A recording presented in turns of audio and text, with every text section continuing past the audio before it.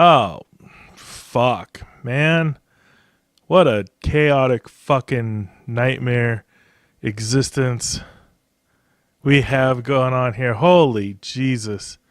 This is a full moon mania or something. I think we're coming down off the full moon. That's where I run into a problem. I run into a problem after the full. It feels like it's the full moon's fault.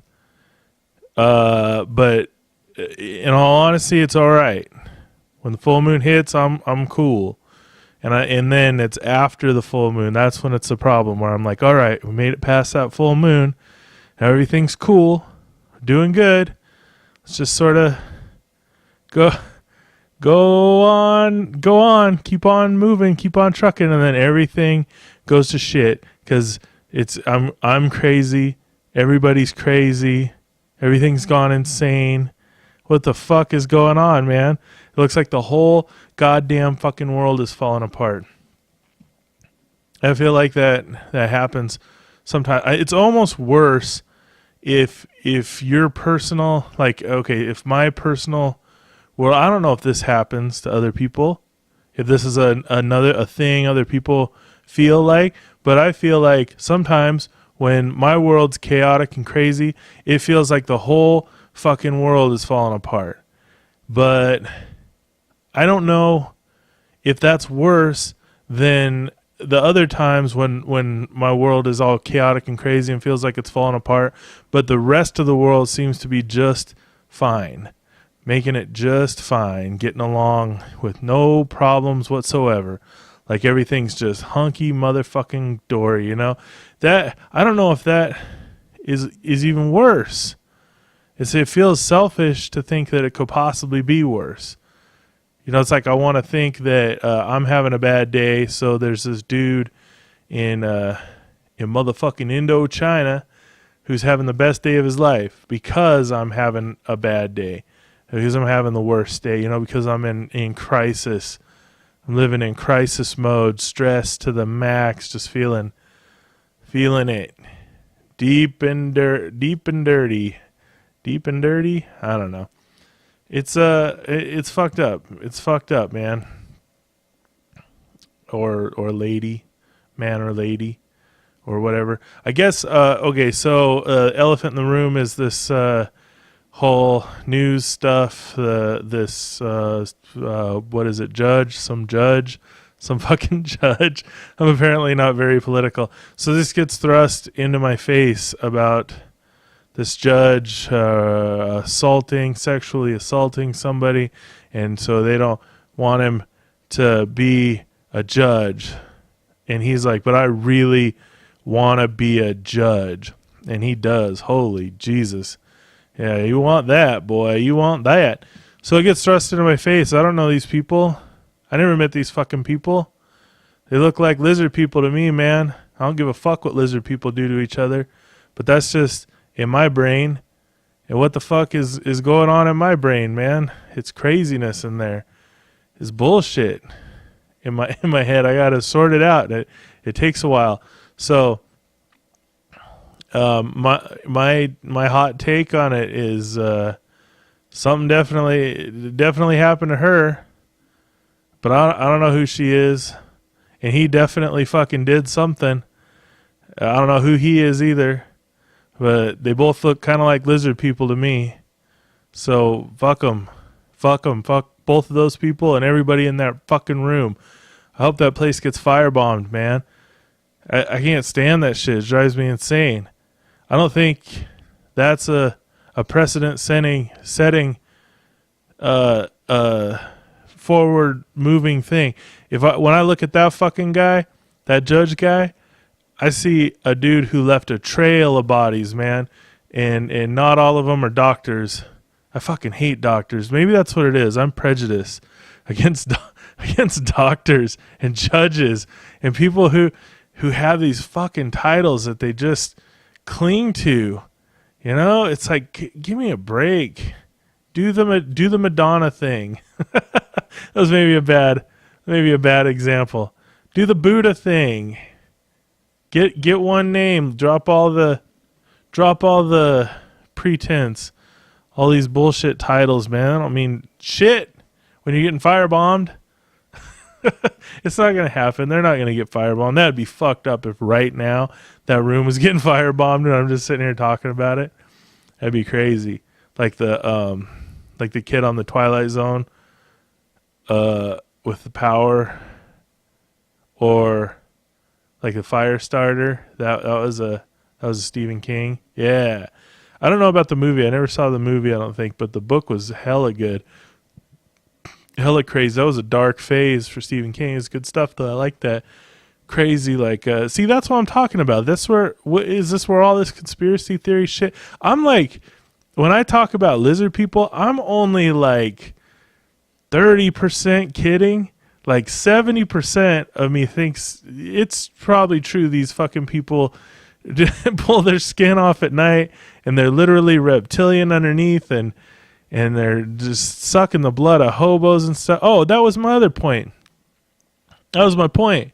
Is this fucking dude, this judge dude, he looks like he left a trail of bodies of people who don't have the title doctor, who aren't, they don't have the platform to come forward. And even if they did, who the fuck would care? Nobody gives a fuck, man. But it's like one of those controversial. It's like, okay, it's controversial in the sense, like, in my head, I think if I said it out loud to anybody else ever in the world, they'd be like, well, that's pretty shitty. But I feel like I'm a classist. I have a classist outlook. Like, if you get to a certain level of income, I feel like you had to do some fucked up shit to get there. And I don't trust that. I don't trust your income. I see money as like a disease, man. And you can't get by with none of it. It's like a, what do you call that? Not a parasite, but maybe it is a parasite. It's whatever it is. It attaches to something else, and they both have to be alive in order to make it, like a cancer or something. Well, yeah, that's not a good one. I can't remember what that word is. But anyway, I see money as a disease, and the more of it you have, the more diseased you are. Not the less, but it's a disease of the spirit. I had to say that really loud like a preacher or something. It's a disease of the spirit. Can you feel what I'm saying now? It's a disease of the spirit. And you gotta get by though, so you gotta have a little bit of that fucking disease, Oh, Jesus. This is horrible. What a shit fucking day. I hated it since the beginning of this day. I got up at midnight today. I got up on the first minute of this stupid ass fucking day, and I was like, God damn it, this day is a shithole. I can already tell, written in the DNA of this one moment is the rest of this fucking hellhole of a day, and it's going to be a real shitter from the beginning. I didn't get the house clean in the morning because I was in such a bad mood. I was like, fuck, this mess can kiss my grits. I hate it. I'm not touching it. I'm going to sit in my own filth all day long. I still haven't cleaned it because I had to go to fucking Walmart. Okay, look, I didn't have to go to Walmart. I could have gone somewhere else, but that's the spot that had most of the shit, so I went there. It's out of my way, too, out in Airway Heights. I feel like I'm at the epicenter.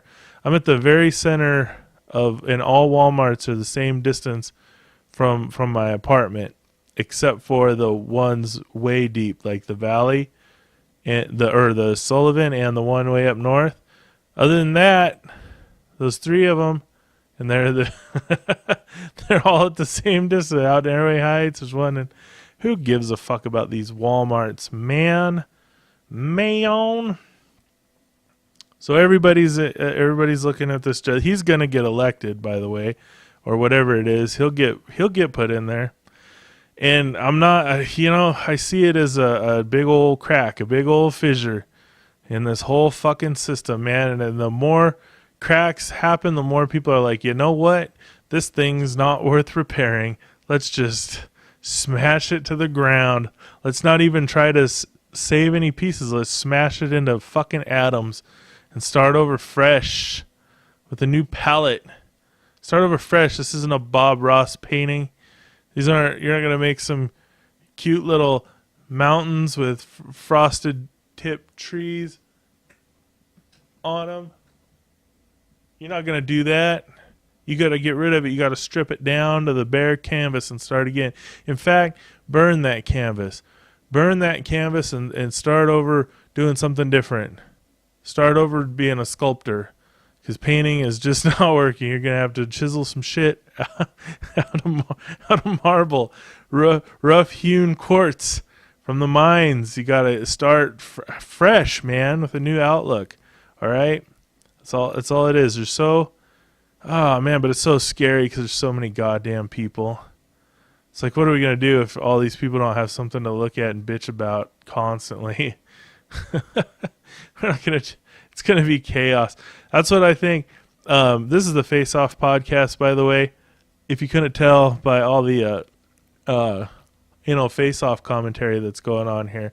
Welcome back to the Face Off podcast. This is episode... Ooh! Is this episode 16? Cool. This is episode 16. I guess technically it's 17 because of the non-canonical bonus episode. That was the non-canonical bonus episode number 1, but it sort of counted it as episode 16. But I'm calling this one 16 because I just like to be complicated and annoying. You know, I'm an agitator, I guess. I'm trying to agitate this shit. That's what you call that part? The big barrel part? No, not the big barrel part. It's the center part in a washing machine, an old washing machine, one that you drop stuff into instead of putting it in the front, and it's got that thing in the middle with the fins on it. That's an agitator. It agitates everything. That's what gets it clean. That's what gets them clothes clean. Is all the agitating and spinning and everything. If you leave those dirty clothes just to hang out and chill, they're not getting clean at all. They're just gonna sit there and stink worse and worse. You put them in there, you agitate the shit out of them with a bunch of foreign objects of water and chemicals and stuff, then boom. You got clean clothes. I feel a little guilty right now because Angela's doing the laundry.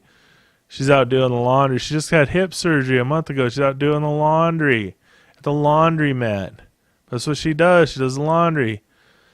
I feel like I should be doing it though, but I'm really glad that I don't. I think that's called Jewish guilt, is when you feel guilty about something but you don't actually feel guilty about it. That's maybe a racist term, sort of like... Gyp, like if you gyp somebody, it's a racist term.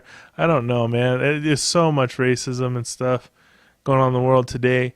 I forgot what the thread was. Oh man, I've lost the thread already. It's so early.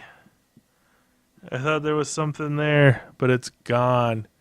It's fucking gone. Oh, sweet Jesus. What are we doing? This is a renegade episode of the Face Off podcast, by the way. I did not finish Face Off this week. It's still hanging there like an overripe, juicy berry, waiting for the plucking, and I don't give a fuck about that berry. I'm staying away from it. I don't give a shit. That's hard to say sometimes. I get constricted. I get into these modes of thinking where I'm like, ooh, if I'm not doing it the way it's supposed to be doing. And at the same time, I'm fucking outlaw, man. I love it. I love theft. I love crime. I'm not into violent crime. I don't like rape and people getting shot and people getting murdered and stuff. But stealing some shit from Walmart, which I wish I would have done while I was there, that's hilarious. That is so good. Even still, my bike just got stolen the other day, and I'm still a little like sad about it, but I'm not vengeful about it. I don't hope the guy who stole it, and it was definitely a dude who stole it right out from my work, but I don't hope that guy, crashes and his whole face gets his face gets taken off and replaced by his worst enemy's face, and then his worst enemy gets his face, and then they go try to live each other's lives, and one of them's in jail, and he has to escape. That would be the one who got his face. No, Yeah. Anyway, I don't hope that. I don't hope that I hope the bike is. It was the most comfortable bicycle I've ever had. I've had many bicycles. The most comfortable, easy to ride, best deal I've ever gotten on a bicycle. Well, maybe not that. Most comfortable though. It was an excellent bicycle. I had it for like 4 days and it got stolen because I was lack in my security. I didn't lock it up. I didn't think I needed to because it was right outside of the break room at work. I work in a parking garage. Gross. Right outside of the break room at work, and it got jacked right out from under my nose. It was out of sight for like 2 minutes. I don't hope the dude any harm. I don't even hope he gets caught. I keep my eye out for it because I don't know. He needed it or wanted it way more than I did. If I wanted it more, I would have locked the shit up. That's pretty much apparent.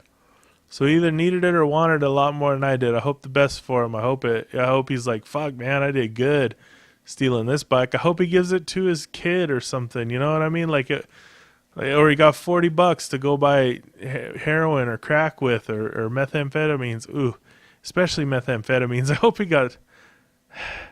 Just go sell a bike. There's nothing. Okay, there's nothing better on a September. You know. This was early in the morning. This was like midnight or no 1 o'clock in the morning, right? But like September,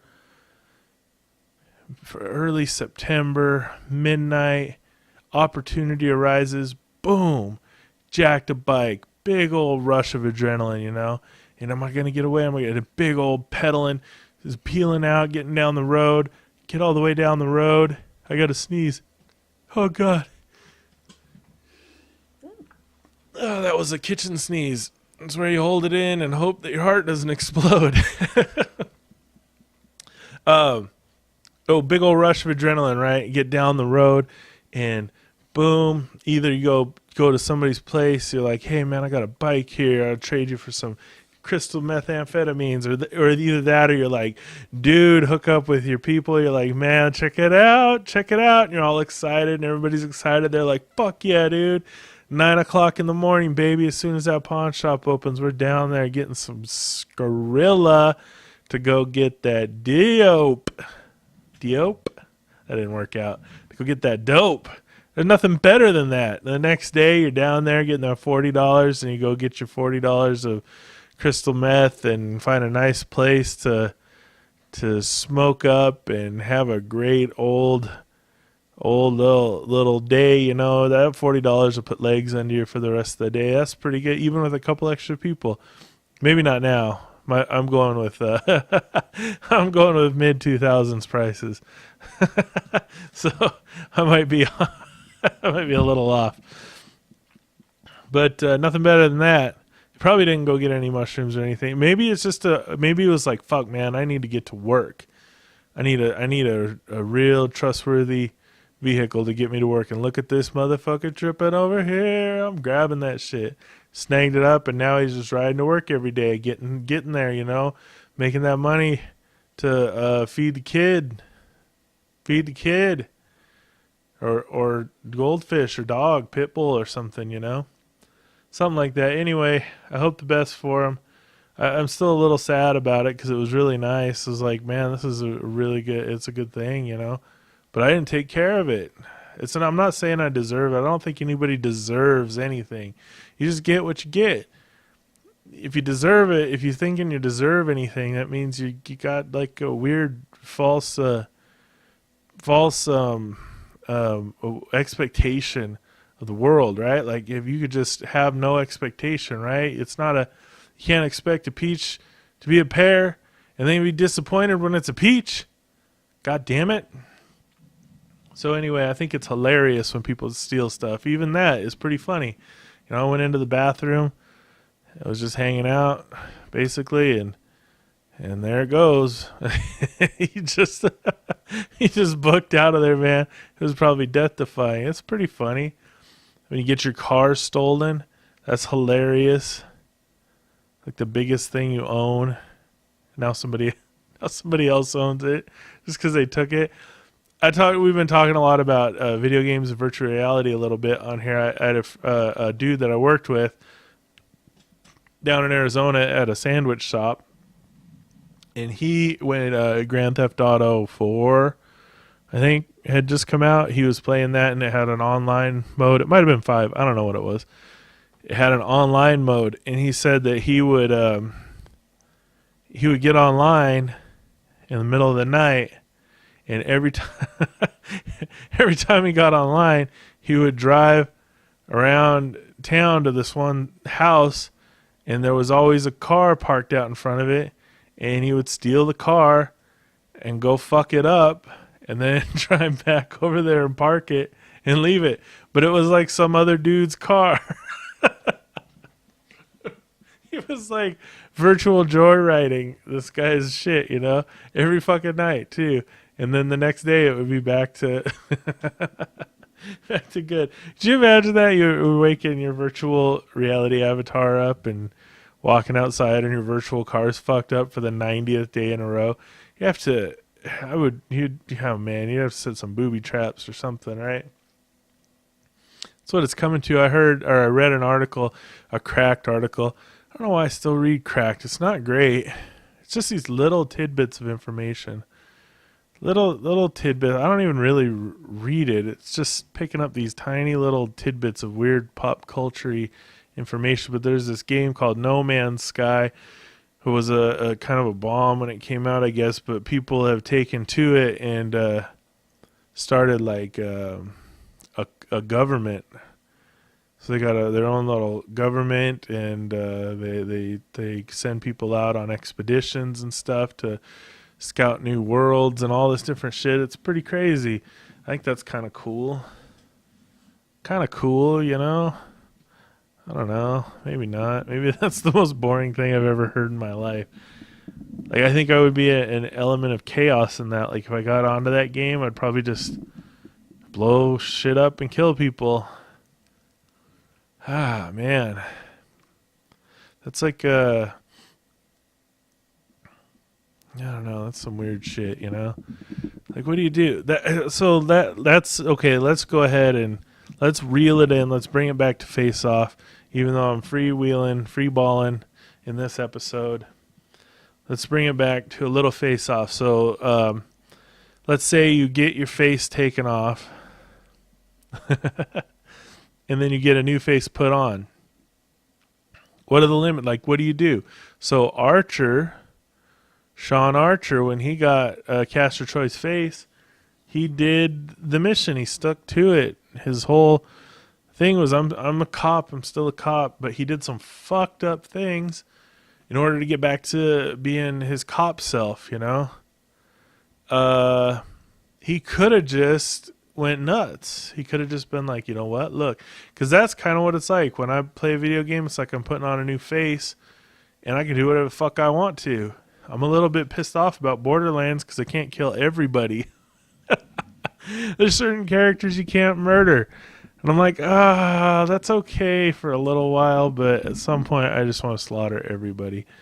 And so it's crazy that bothers me so much. Like, the other game that I played recently within the last couple of years was Fallout New Vegas on the PlayStation 3.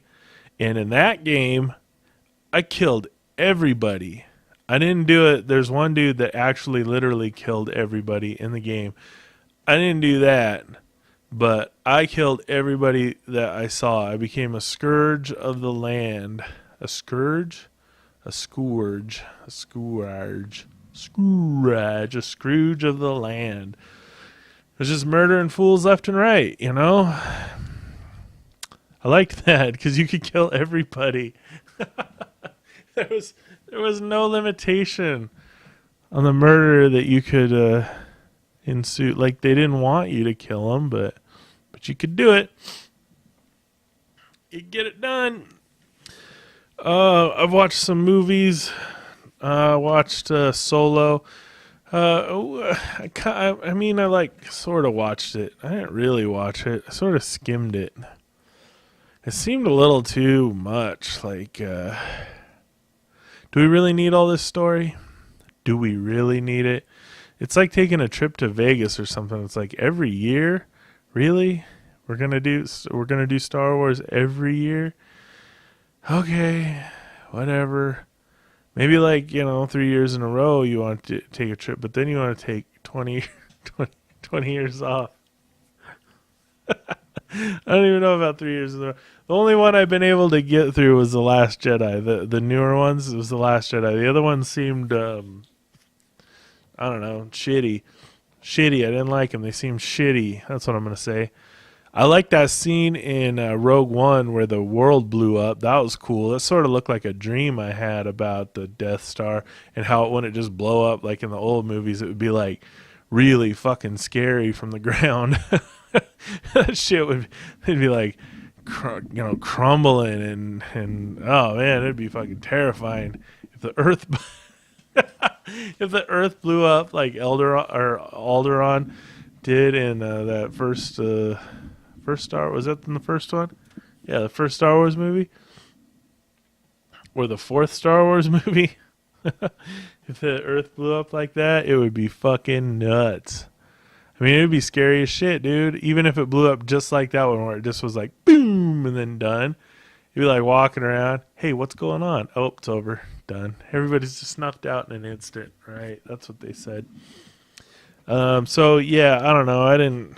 I wasn't too into it. I wasn't like out of it either. It just didn't. It seemed like I'm talking about Solo now.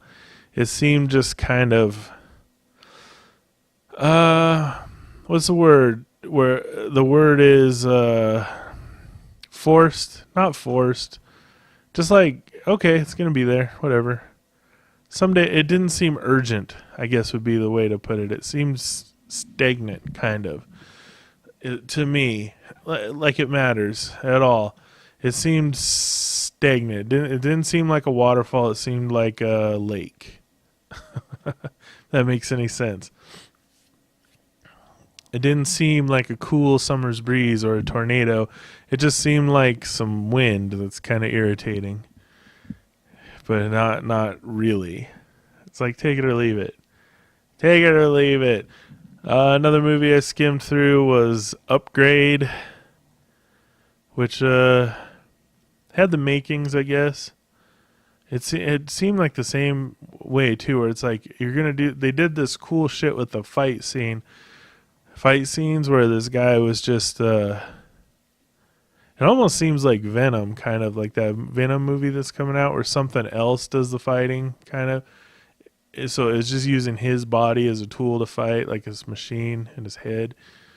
It was cool. Like it looked different than other fight scenes. It was really stylized and weird, like super. I don't know. It looked cool. That's what I'm saying. It looked cool, but there was all this other movie around the fight scenes, which was just like, ugh, come on. Are we really doing? Are we really doing that? We're gonna do these crazy new insane fight scenes, but we're gonna do the same old bullshit. Like his wife gets killed, and that's the motivator for his vengeance. Come on, man. Come on. Why are you killing her off? Man? Why can't it just be like a voluntary thing, like a voluntary RoboCop? Like, hell yeah, I want to do them shits. I want to be that badass that whips some ass. I guess that's a stupid story is probably why. I just don't like I guess you might call it pathos. I might be using that word wrong, but the false pathos of these movies where it's like, really, we're just here for the action, man. There was this movie called The Raid that came out a few years back, and it was sort of set up like that Judge Dredd movie that came out where there was this big tower and they had to get up to the top of the tower. That's what this was like, but it was, I think it was Korean or something. I don't know. It was Asian. It was an Asian movie, and it was just flat out, balls out action from start to finish. All crazy fights, very little story. It was just sort of like there's a bunch of bad guys in this building. And it's really tall, and the baddest of them is at the top. And they're like, well, we better get started. We better get started just shredding our way through this human force that's inside this huge building, you know. And it was cool. That's all right. That's cool. Why not do that? Why not? If you're like, hey man, this movie's gonna be an action. That's why I like some of those Jackie Chan movies. Was they didn't, some of them didn't have as much. That might be a lie. They all kind of did. They all kind of had the plot where he's like, oh, my sister got hurt. Just stop it with these fucking. I put on some Chinese voice right there. That was terrible. It's some stupid. It wasn't even good. It was. It's kind of funny. It did sound like Jackie Chan though, right? Like a little bit. I'm not gonna do it again. I don't know where the line is anymore. Oh, good God. We used to be able to. Well, I remember back in my day, we used to be able to do Chinese voice all the time. Now, only voice I can get away with is ignorant redneck, and that's it. We used to do Chinese voice, black voice, Japanese voice, Mexican voice, Canadian voice. We do French voice, German voice. All I can get away with now is a southern fried redneck, a goddamn backwater hick, a motherfucking yellow toad, yellow toad fucking backwoods shit kicker right now. And that's only gonna last for so long, maybe. I don't know. You could probably get away with any kind of American accent, maybe like a Boston accent or something. I don't know. It seems like you can still do French and stuff, but if I do a Chinese accent, it comes out sounding weird, like I'm being racist or something. I probably am. I don't know. This is a weird world, and it's getting weirder by the day. I think the only way to survive this shit is to make sure that your roots go deep, because the trunk's gonna break off eventually. But with any luck, those roots will hold on tight, and a little sapling will grow out of the top. I worked at this. Really, not a lot of face-off in this episode.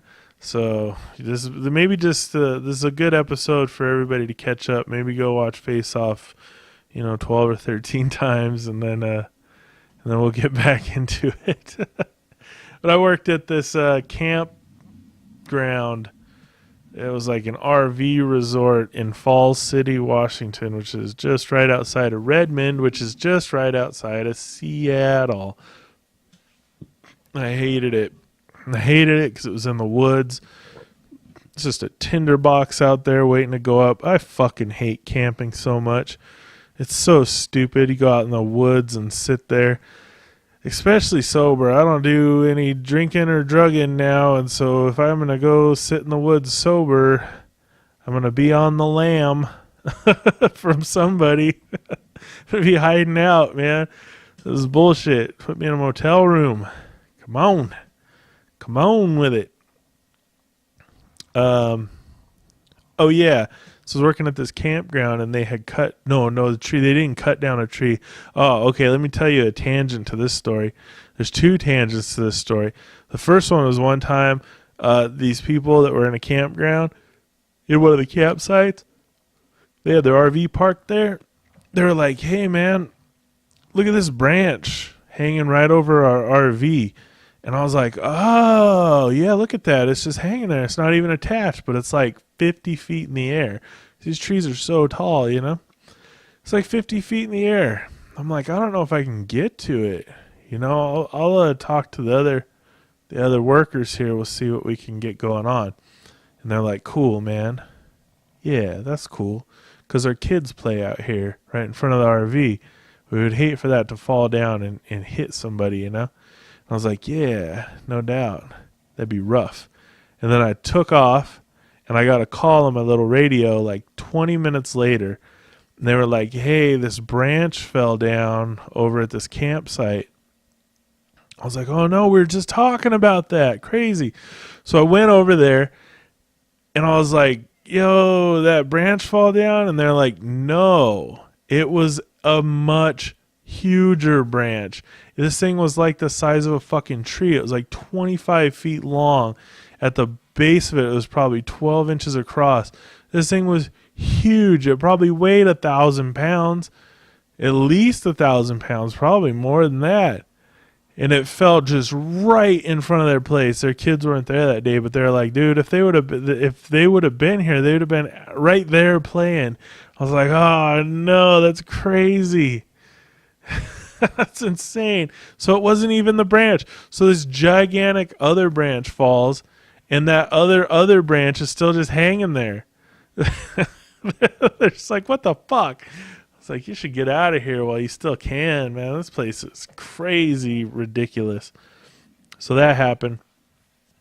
But the other thing I was talking about before that tangent was that before I had gotten there, this big ass tree had gotten blown over by the wind, because that's all they do. They don't trim them or anything. They just leave them there. It's just unkempt forest. It's just let it go, completely feral. It's insane. Just keep the roads clear. That's all. In the little camp areas. That's all. It's madness, man. It's a tinderbox waiting to go up out there. That place is called the Tall Chief too. Is that the Tall Chief RV Resort? Is that racist? Man, it feels like it is. Oh well. Anyway, that tree fell down. This big ass tree fell down, right? And when it fell, a bunch of branches and stuff broke off, all that kind of the leaves, just a big impact where everything sort of fell off and hit the ground. And so they had cut up the tree and had it taken away. But the outline of where it fell, and this thing was like 100 fucking feet tall. It was a huge tree. Huge. It fell across like 3 or 4 of those campsites, And but where it had fallen, there was like it was like basically a chalk outline. Like when somebody dies, they do a chalk outline around them. But it was the outline of the tree, and it just had tiny, like thousands of saplings growing, because it was this sort of tree that was very like fertile or something. And so it was just these tiny saplings everywhere, just thousands of them, thousands of these things. And they ranged in size from like a couple inches tall to several feet tall. And they were everywhere. It was so weird. It was like a mold or something. I don't know what kind of tree that was, but it was a very fertile meatball. The other tangent that I was going to say, I don't know why I got to talking about that tree in the first place. Oh, your roots. Your roots should run deep. See what I'm saying? Like that tree, I don't know if its roots ran deep, but it was strong in a different sense, like spread out there. So I don't know. If your roots aren't deep, then I guess your seed should be strong. Ew. That sounded gross. That's not a good motto. Let your roots run deep. That's a better it's a better motto. I don't think literally like you don't want to be rooted in your ideas or anything like that, but you should have the sense. I would like to have a sense of who I am, be deep into the meat of me, into my existence. So like when I go somewhere, it's not like, oh, I wonder what this is all about. No, it's like this. It's me. I'm me. I'm this guy. I'm this fucking force of nature. I'm the guy that says, all the time,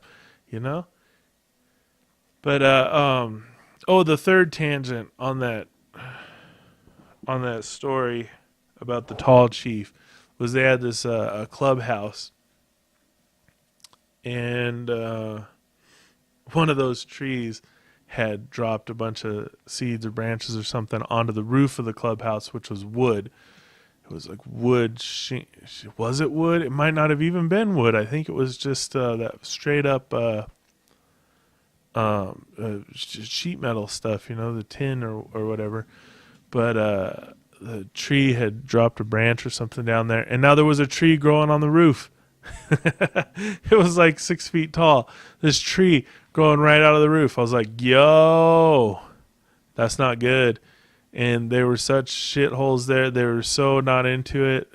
Like, it was only open for like 5-6 months out of the year. I mean, it was open all year round, but nobody comes out there after September, So these people would just run the clock out, basically, that were working there. They'd hustle all summer and not do much of anything really, and then really not do anything during the winter time. But yeah, so I was like, dude, there's a tree growing out of the fucking roof of this place. And I'm like, oh yeah, don't worry about it. That's on the roof. We can't see it right now. Ah, boy, that place is a shithole. I hated it. I fucking hate the woods. I feel like I'm covered in ticks all the time when I'm out in the woods, and ticks are a nightmare. There's a movie if you want to see some scary shit. There's this movie called Under the Skin. I think is what it was called. Under the Skin or something like that. Inside the Skin. Something, but it's about Lyme disease and the ticks spreading that Lyme disease all around. And it is horrible, man. I got bit by ticks so many times growing up. I don't know if I'm racked with Lyme disease. I don't feel like it. I feel fine for the most part, except for like completely insane. Like 90% of the stuff that I do and think isn't. It doesn't make a lot of. It doesn't make a lot of sense to me. I don't think. Maybe it makes sense in the context of the world or something, like as I'm a person existing, but I feel fucking weird, dude, all the time. Super weird. I feel guilty about some things. I feel not guilty about other things. I think about reptilian overlords all the time. I got no attention span.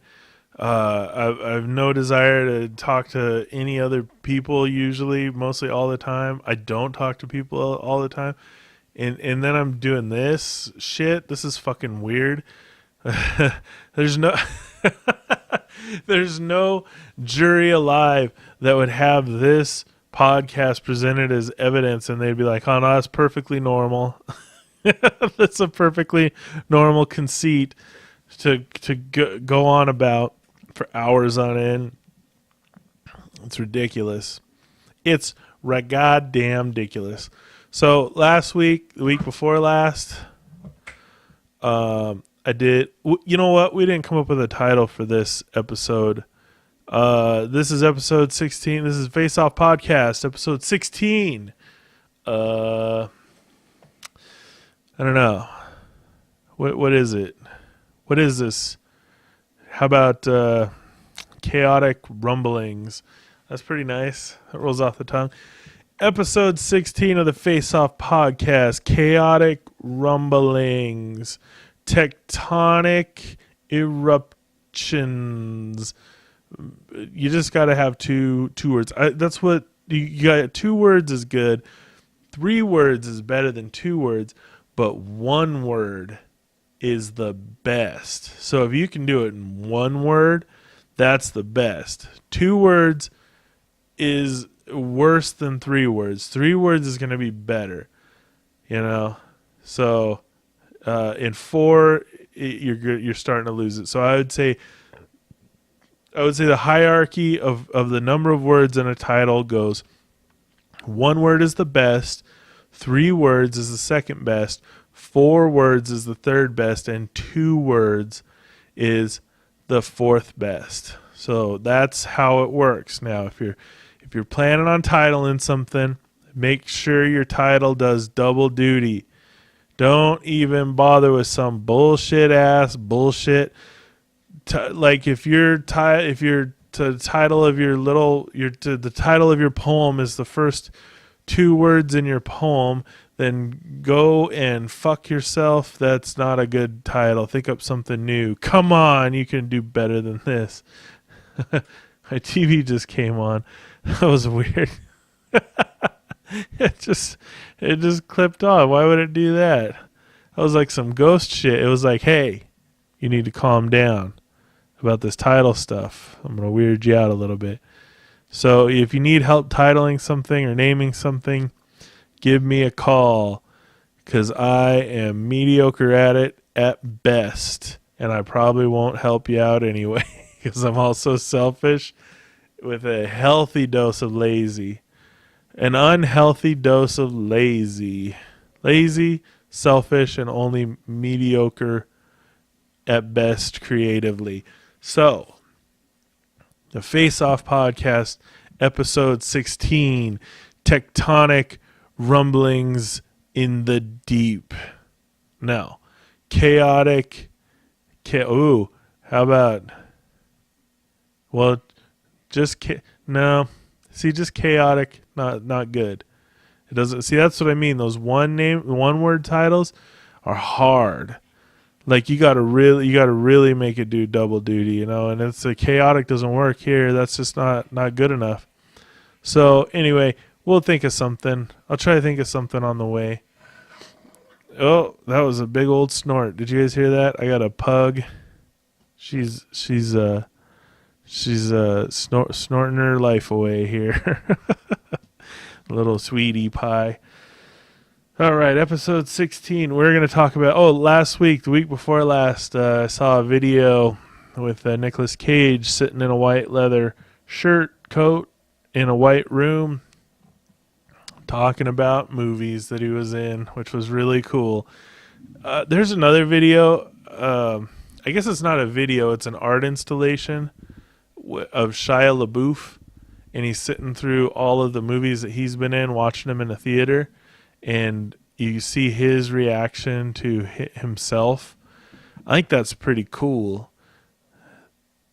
I'm not mad at Shia LaBeouf, man. I think some of his shit is pretty cool. He could be a little grating as an actor, a little intense. Really intense. Really grating. Pretty annoying, I'll put it that way. He could be pretty annoying. I like some of his art stuff. There was this music video that I thought was pretty pretty crazy. It was like some shit. Was it like an orchestra / dance thing?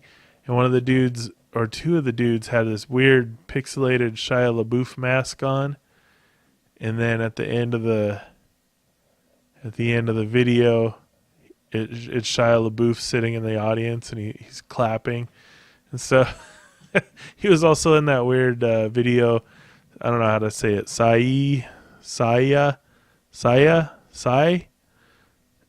S-I-A, or S-A-I, where it was him and this young girl.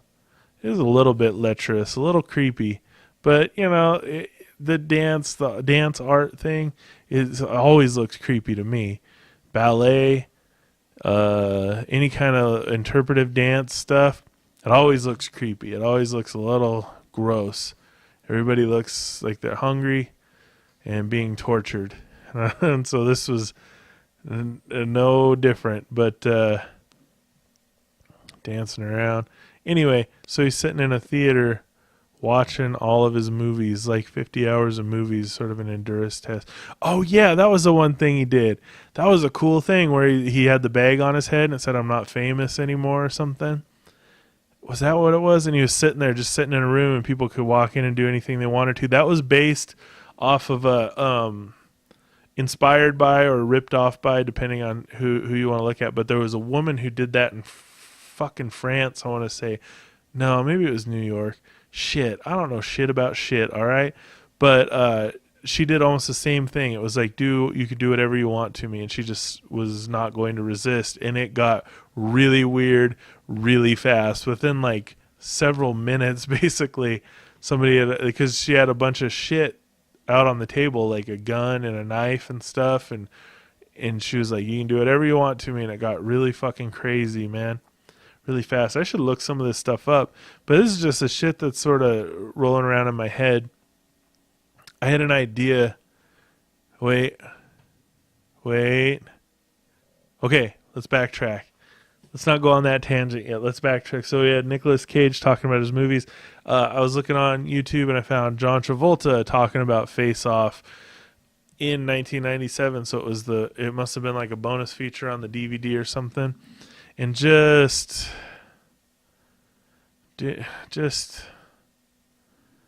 eating, just tossing the salad is what he was doing. He was tossing the salad. John Woo, the company, the writers. He's like, oh, what's my favorite scene? I have every scene. The boat, the plane, the this, the that. All of the scenes were great. Just really working the shaft and massaging the balls. It was some bootlicking shit if I've ever seen it before. I want you to know, I want to clarify too, that when I call John Travolta a salad tossing bootlicker, it's with no malice. I have very little malice for one of two reasons, depending on the oscillating nature of my vitriol. That was a good sentence. Maybe that's the title of this. Ooh. That's the title of this movie, or this podcast. This is Face Off Podcast, episode 16, The Oscillating Nature of My Vitriol. I like that. I should write it down. I like that one. I should definitely write it down, but I'm forgetting how to do that. I don't have a pen that works. I don't know what to do. I'm panicking. It's 52 minutes in. That's what I'm going to remember. 51 minutes in. And then 51 minutes. Perfect. Because I already forgot it. It's gone. So when I'm talking about John Travolta being a bootlicking toady, fucking reptilian, shape-shifting, salad tossing, just pure rollerblade riding ass clown of the nth degree, just such a cousin fucking bastard who just sucks on all levels. When I'm talking like that about John Travolta, it's with no malice whatsoever. No malice. Because either I literally think of him, oh God, I either literally think of this human being, this man, this person, as a fucking walking reptile, literal shape-shifting reptile demon thing. Literally. I'm not fucking talking figuratively. I'm talking goddamn fucking literally. Okay? Son of a bitch. So I either think of him as that, which is rough. That's a rough way to think. Or either that, or I think of him as that unwavering band of green light, and he's been misled, or not even misled. I see him as this band of wavering green light, and he's on his journey, and his journey is different than mine, but it is filled with the same amount of pain and the same amount of joy. It's just filtered differently through him, you know. That's it. Those are the two ways I think of him. So it's without malice that I can. God, that's a really shitty thing to say. I either think of him as exact, equal, or some other species. And either way, like I call my dog a dumb shit. I got this little dog. I go, hey, you fatties. Hey, you little fat babies. You want to go for a walk, you fatties? Come here, you dumb fatties. And they love it, I think. I think one of them understands that I'm calling her fat. But I don't mean it like that. And the other one, he doesn't know anything. I call him a stupid idiot shitbox all the time. Come here, you shitty little baby. It's time to go out for a walk, you shitty baby, you shitty fatty, you fat little shit, you shitty ass fat boy. Come here, fat boy. Come here, little titty boy. Come here, you little fat titty boy, you little fat idiot titty boy. I feel like sometimes I'm talking to myself through them. I do that all the time with my pug, where I look, she's looking at me like, oh, you motherfucker, you stupid, idiot ass, worthless piece of human garbage, get out of my way. Because that's the look a pug will give you, man. It'll give you a dirty fucking look, like you don't know shit about shit, so you better shut the fuck up before you get knocked the fuck up. You better shut the fuck up before you get knocked the fuck out. I wouldn't mind getting knocked out. I often wish that I had a button that would just turn me off. I feel like that's almost what I've attained to at this point, because I don't sleep very much, and it's not because I can't sleep. I'm not an insomniac.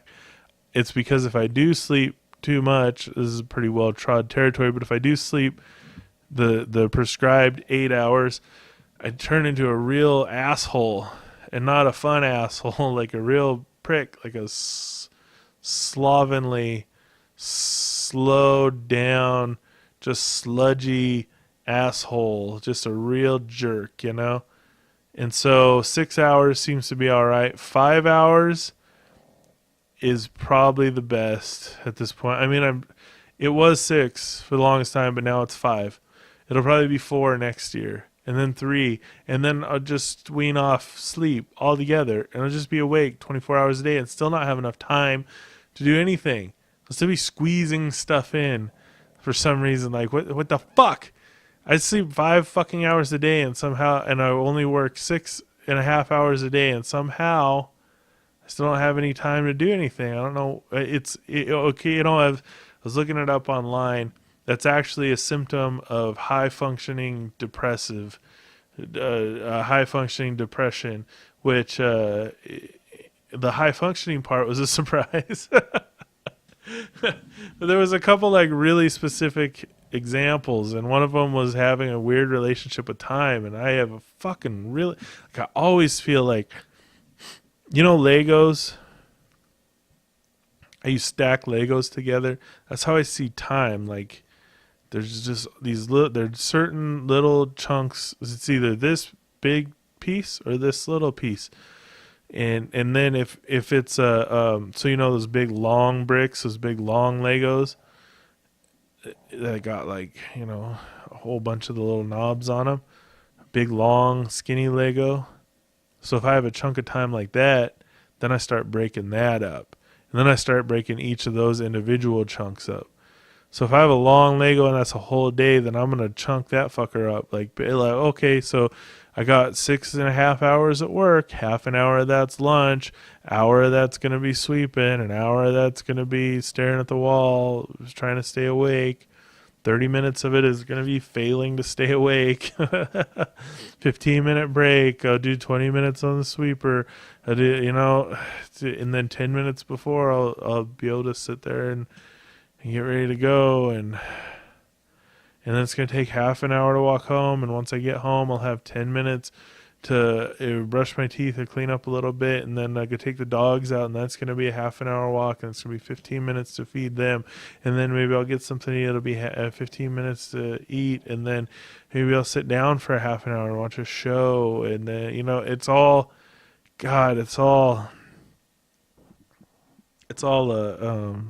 segmented up. And I can see it in my head like that. Ooh, I have 2 things to talk about. That's crazy. They're like piled up in the back of my brain. I forgot what one of them was, though, right when I said it. I do remember another one. So, yeah. High-functioning depressive. It seems like that's, in my estimation, got to be the most of the population by now, but I think that's part of depression, is you just sort of project out on other people and say, oh yeah, well, of course you're going to act like everything's all right until you get to by yourself, and then you just fall apart. I can see it in you. I can see the weakness in you, but all I'm seeing is my weakness, my projection. And I'm not saying depression is a weakness, but there is some element of weakness to it, to feeding it, because I'll feed it. Like, I'll just do stuff that I know doesn't help. Like, I just need some sleep. I'll just go crash out and sleep all day long. But I'm getting better about that, not doing it so much. So anyway, John Travolta, man, and that he just didn't have any insight at all. At least Nicolas Cage had some insight about what he thought he was doing. John Travolta was just towing the company line. Towing the line, man, and I don't like that. I don't like a company man. Drives me crazy when somebody identifies with the company so much. They do that in a lot of places. I worked at Target and Home Depot, and I've worked in a lot of little restaurants. It's funny. I actually work at River Park Square right now, and it's maybe like I worked there before twice at 2 different times, and maybe it's just my own personality, but there seems to be some autonomy in that job for me, at least in the positions that I've been in. This one especially. I mean, I'm there all night by myself. It's just me, and there's a security guard too, and that's it. It's just us. So there's a lot of autonomy in that one. But in my other position too, it seemed like a lot of autonomy, and they didn't really want me to be this company man. It wasn't necessary for my position. There was other people that were the face of the company, and I'm just sort of this grunty whatever in the background. So that's good. And but like Target and stuff, they want you to basically act like you're the CEO of the place. If you're putting away, baby booties or something, you gotta be like you're taking home $1 million a year paycheck. You gotta have that sort of spunk to be part of their crew, and nobody did. I mean, even the nicest people that worked there were like, you could just see in their souls and their eyes that they were just tortured. They're just dying. That's why I can't look people in the eye when I go to the grocery store and stuff, because I can just see it back there. It's just, and again, I'm probably just projecting that onto other people, because that's what I feel like. I feel like I'm sort of trapped in this body, and I'm not doing like a very expedient job of getting out of it. That's like a suicidal. Like I'm not suicidal. I'm not gonna go kill myself. But if I see an unattended bag at the airport, I'm gonna go stand next to it just in case it explodes. Like this guy I met in Arizona, he said this thing.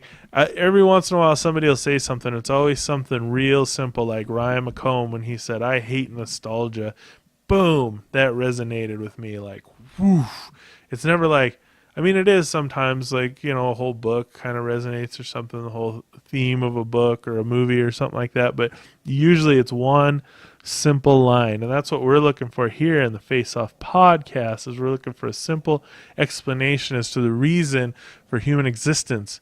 And we're trying to get there by way of the Face Off podcast, which is not working out. It's not going great, guys. It's not. But so sometimes somebody will say something that resonates with me so well. This dude in Arizona, Jason, he was a photographer and artist and stuff, but we were sitting there watching this kung fu movie. I can't remember what it was called. We were standing there watching this kung fu movie. That's kind of a weird detail. We're just standing in front of the TV. Wait, I think I do remember what it was called. It was like 13 Warriors or something like that, or the 13th Warrior. It wasn't that Antonio Banderas movie though. It was like a kung fu movie set in like old school China or Japan. I couldn't tell the difference because of you know why. Well, I can't tell the difference in my memory. I could tell the difference if I was watching it right now, but I can't. 13 Assassins, I think maybe is what it's called, or the 13th Assassin. I feel like there was a number and assassins or warriors or something like that. But we were watching this movie, and this dude comes walking out of a building, and somebody somebody snipers him in the forehead. So thump, and it hits him right in the forehead. He's just kind of doop-de-doop walking out of this building, and bam, right in the middle of the forehead, brains out the back, falls down dead, and people panic all around him, you know? And Jason, as we were watching this, and this guy gets snipered in the head, Jason goes, man, I hope that happens to me someday. And I was like, oh, in this moment, we are brothers. We are one. We are vibrating on the same level, because I cannot think of anything more wonderful than just walking outside. It's like a normal day where it's like, oh man, my butt kind of itches. My back hurts a little bit because I slept weird. I feel okay though. Like this could be a pretty good day. I know I got a lot of stuff to do, but thump, and it's over. Stop thinking about it. You don't need to worry about it anymore. Take the day off, buddy. Your brains are gone. And like, there has to be a moment where it's like, where the bullet is, where time expands and the bullet is just singeing the flesh of your forehead, and it just so much pressure and time is just expanded out to where every just iota of time is a millennia, and it's just this huge erosive force that's just crushing at the slowest amount. And you're thinking that whole time just like, oh man, somebody really cared about me. Somebody really cared about me just a little bit. Just like a lot, like enough to, where are they at? Where are they sitting? You're trying to look, figure it out, because time is basically just this crystalline thing now where you're existing outside of it. You're sort of just become the observer, and you look in and like, oh man, look at that. He's up there. He's across the street. Hey, I know that guy. Or I don't know that guy at all. Or that guy's in old man O'Malley's apartment.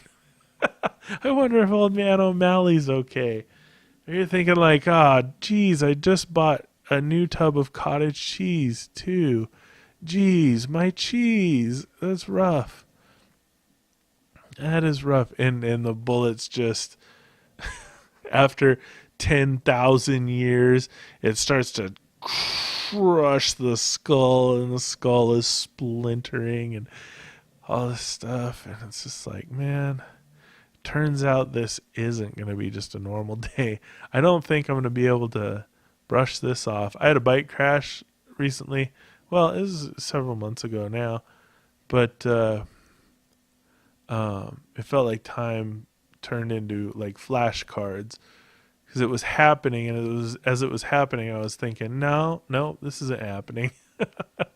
This isn't how this works. And it was like time turned into flash. I could see my hands in front of my face, like like Polaroids, you know, or they how they used to do that in the movies, where it'd flash and it'd be a still shot, and then flash, still shot. It was like that, and then hit the ground, and then time started working again, and everything sped back up to regular time, and it was like, it hurts. It's not fun. But it wouldn't be like that with I don't know, maybe it would be. Maybe you would spend the next 20,000 years experiencing the god-awful, horrendous pain of that, of a bullet just crushing through your skull. That's a really iconic image. Isn't that crazy, too? Because that is a relatively young image. I mean, like 1,000 years old or so? A projectile crushing through your skull. I guess it goes back to David and Goliath, where I don't know if you've read this book. What was that book called? It might have been called David and Goliath by Malcolm Gladwell. It doesn't matter. You should read all of Malcolm Gladwell's stuff. He's a pretty good writer. He's a well-versed, highly researched type of... He got insight. Like, he should have been a stand-up comic, I think. I don't think he was maybe thought of himself as funny, but the kind of connections that he makes through his research, it seems like he could have been like... Maybe he's not making those connections. Maybe he's just seeing those connections through his research. That's a pretty big difference, you know. I think stand-up comics make weird connections, and it comes across as funny, where you're like, Oh, that's absurd. I never would have made that connection. And it tickles my laughy bone, and now I'm laughing. And maybe Malcolm Gladwell's thing is that through the research he finds the connections. Like he's got a predator vision for the connections, and he highlights them and stuff, which is fucking tight too. I like his stuff. But he had a book. I'm pretty sure it was called David and Goliath or something like that. But it talked about the theory of David and Goliath, or the idea, the mythos of David and Goliath being kind of a misnomer. Like we're interpreting it wrong. That we see it as this big dude and this little dude, and the little dude triumphs over the big dude. He's the underdog, and he triumphs against all odds against his adversary, when in fact the odds, to anybody who knew shit about shit, if anybody was looking at it and they knew anything about anything, they would have put all their money on David, because Goliath was this huge fucking cumbersome ding dong, all covered in armor and stuff. Had a big old giant sword.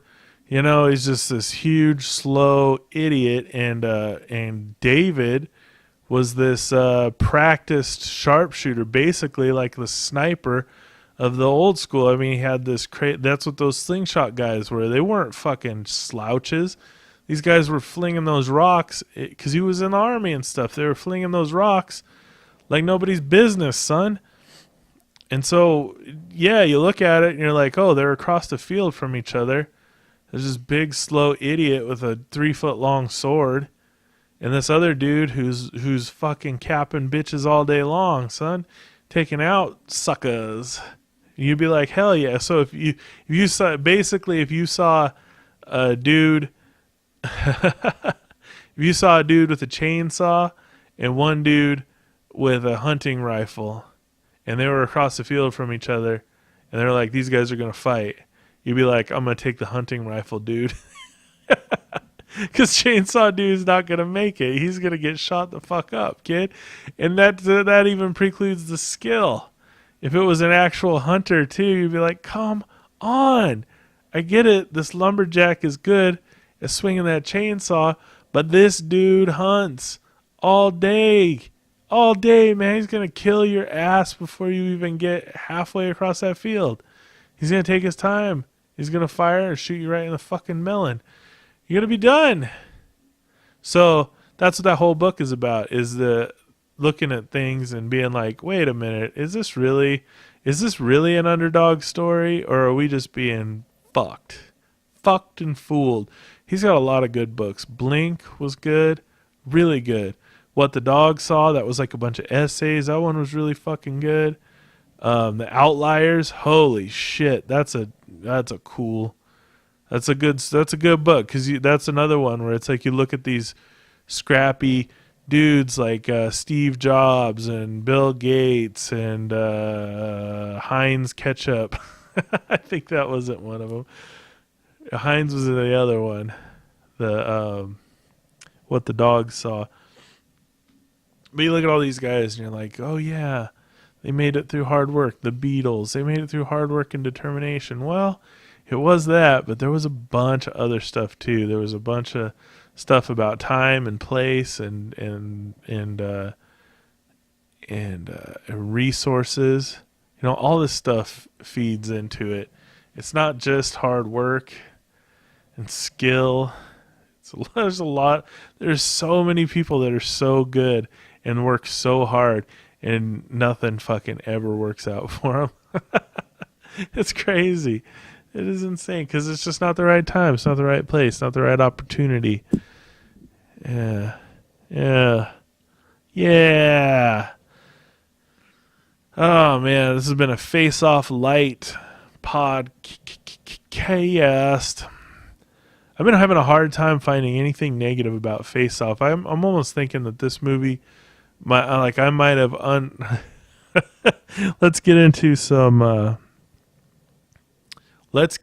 some delusions of grandiosity and unfettered narcissism. Yeah, let's do that. So I think I might have uncovered some crazy experiment in mass hypnosis because Face Off is not a good movie. It's basically an unentertaining, unskilled pile of garbage, which is understandable. It happens. No biggie. But the vast majority of people seem to think it was pretty fucking good. That seems to be the baseline is yeah, it's pretty fucking good. Pretty good. They'll say it's not great, but it's pretty good. And I posit that it is not pretty good, that it is actually really, really bad, and not even in a charming way. It's really, really bad in just an annoying, grating, irritating, stupid way, which is probably could be attributed to me feeling like I'm somewhat owned by it at this point. but but no, I think it sucks. But people like it, so maybe it's a mass hypnosis thing. I think it could be. And okay, look, I literally believe in fucking lizard shape shifting lizards. 70%. I'm 70% on that. There's 30% of me that's like maybe not. Maybe don't talk about that in public. Maybe not. But there's 70% that's like, yeah, absolutely. It's fucking. God damn it. That's not even an exaggeration. Oh, holy shit. So yeah, mass hypnosis. I definitely believe in that. Oh yeah, that is for sure a thing. No doubt about it, man. You just look at those people in crowds. It's terrifying. The Beatles crowds, Elvis crowds, these crowds these days even of people, Justin Bieber fans, who else is there? Who else is a good person? I don't know. I don't know anybody. I don't know what's going on. I do have here's another thing. Let's do this. Let's just not even bother with Face Off right now. Let's not even bother with it right now. Let's do this and then get out of here. Let's do this. I have a problem with music getting stuck in my head. I was trying to think today because I played a song on the radio. It was playing and I turned it up and I listened to it and I enjoyed it. I don't know what it was. I don't know who it was. I've never heard it before in my life. I'm not going to look it up. I don't remember one single lyric or even basically how the guitars went. It was so refreshing. It was so nice because what it did, I tried to identify the aspects of it that I liked. What was it that I liked about it? And not specifically, but generally. What was the overreaching thing that I was deriving pleasure from? And what it was that it sounded familiar, but I had never heard it before. And that was fantastic. It felt so good because it was like the joy of nostalgia with the nutrition of trying something new, all smushed together in one, like a Reese's peanut butter cup of goodness, and that was great. And it was just that moment. I couldn't. If I looked that song up, I wouldn't like it. It wasn't a song that I would have liked, but it felt familiar and brand new at the same time, and it was great. For that moment, I was so happy with it.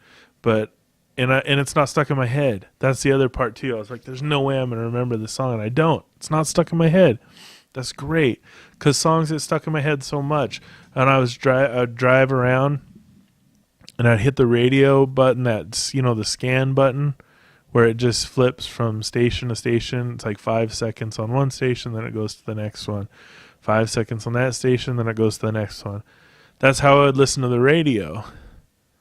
Because I couldn't do one station at a time because I don't like ads and I don't like most music. So I'd just listen to that, and when something would come up, I'd stop it and listen to it and then switch it.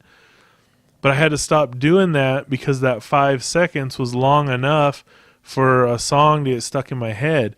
Like that song that goes, da da da da da, ooh, da da da da da. If that song came on, it would get stuck in my head if that part came on, and it's just stuck in my head right now thinking about it. It's so stupid, and it'll be there for a month, intertwined with a whole bunch of other shit. Toto, that Africa song. What the fuck is going on with that? That's some crazy mass hypnosis right now. I can't get through a day. I actively avoid music. I have headphones in if I'm outside of my house 90% of the time. I don't go anywhere. I don't go places where there's jukeboxes. I try to avoid radios. I avoid music daily, all the time, and I cannot make it through one single day without hearing Africa by Toto at least 2 times, at least twice, at least. It happened today, 2 times today. There'll probably be another one before I go to bed, and I'm going to bed soon, real soon. What is it? Why is that song everywhere? Why is it everywhere? Why does it pop up everywhere? I hate it so much. So much. Jeez. I do. I don't like it. Why am I hearing that song everywhere? Why is that happening right now? Why in September, and it's been going on for a while, why in the summer of 2018 am I hearing fucking Africa by a goddamn band named Toto, a 30 fucking year old song? Why am I hearing this twice a day, at least twice a day? Why? I don't hear songs that I like twice a day, not by a damn sight, man. Not by a damn sight. I got songs that I love I haven't heard in over a year because I don't listen to music very much. It doesn't matter. So anyway, I get these songs stuck in my head all the time, constantly. Every morning I've got something. You know what it was this morning? It was that Stone Temple Pilots song that goes down, down, down, down, down. It was an amalgam of 2 Stone Temple Pilots songs playing at the same time. It was that Vaseline song, and then that other song that was real famous. It was like something about I can't remember how it goes. Tell myself I'm not for sale. I don't know. Anyway, you know the one, right? It's the other if you typed in the other Stone Temple Pilots song, it would probably pop up on Google. It would be like, oh yeah, that one. Gotcha. They sound the same. They sound close to the same. Anyway, I had that song stuck in my head this morning.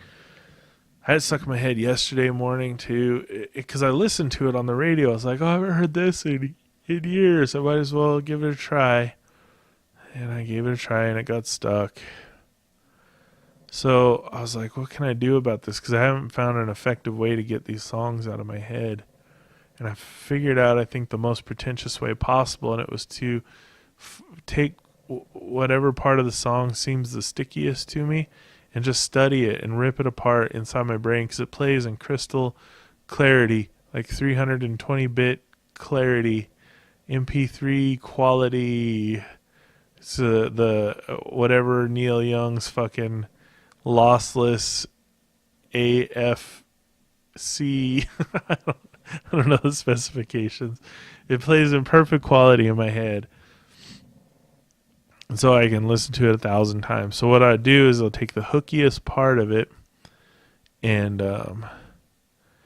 try to figure out what it's derivative of. Like, what are they ripping off? What were they thinking? What was in the back of their head, at least unconsciously, when they were writing it? And that Stone Temple Pilots song was Ocean by Led Zeppelin. I think it's called Ocean. But there's this riff right in the middle, and it's definitely owes something to Led Zeppelin's Ocean. Not the little but the other part. You know the other part. Just listen to the fucking songs. If you don't believe me, listen to the fucking songs, and you'd be like, all right, man, I was willing to let slide reptilian shapeshifters. I was willing to let slide mass hypnosis. I was willing to let slide all the bullshit in 16 episodes plus one non-canonical episode. I was willing to let the term non-canonical slide canonical. Non-canonical. That's a different thing. I was willing to let the term non-canonical slide, but this motherfucker is trying to make connections between Stone Temple Pilots and Led Zeppelin. He can suck my grits and toss this salad. And I wouldn't blame you. I really wouldn't.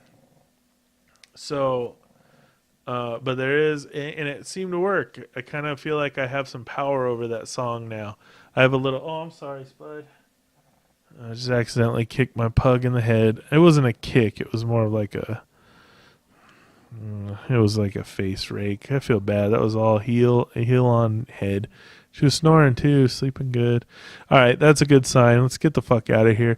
So yeah, I feel like I have some power over that song now. I know it's secret, and so it can fuck off and leave me alone. Yeah, Stone Temple Pilots song to fuck off and leave me alone. Dude, did Chester Bennington sing for Stone Temple Pilots for a while? That's got to be rough to lose two lead singers in pretty crazy ways. Like, what's his name? Scott Whalen. He died of an overdose, didn't he? Like a heroin overdose. And then Chester Bennington too. He killed himself. So they say. It's pretty fishy to me, man. Pretty fucking fishy. But we'll talk about that some other time. All right. That's gotta be rough though as a band. I feel like, are we doing something wrong here? The answer is probably yeah. Probably doing something wrong. Cool. All right, man. Hey, thanks for sticking around. This has been a weird episode, chaotic. I forget what the oscillating something of something.